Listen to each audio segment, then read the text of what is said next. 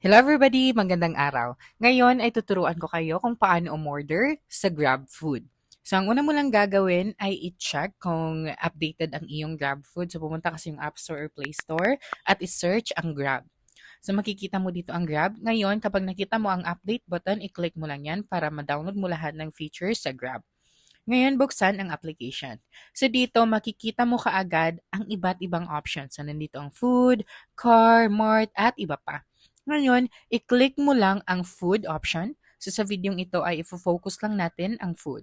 So, i-click mo yan at dito sa itaas, nandito ang mga category. So, i-click mo lang ang category na gusto mong mag-appear. So, i-click natin lahat.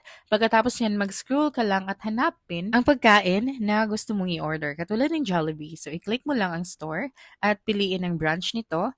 Pagkatapos nyan, ay i-select mo lang ang item na gusto mo at i-click mo ang basket sa pinakababa. At dito ay kailangan mong piliin ang iyong location at ang delivery option.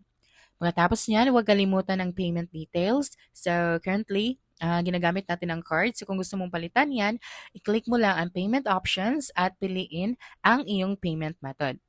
Okay, so i-click mo lang itong option dito at makikita mo na dito ang lahat ng option. Pagkatapos niyan, ay i-click mo lang ang Pay Now. Okay, and that's it for this video. If you think this video helped you solve your concern, please subscribe, like this video, and leave your comment below. Bye!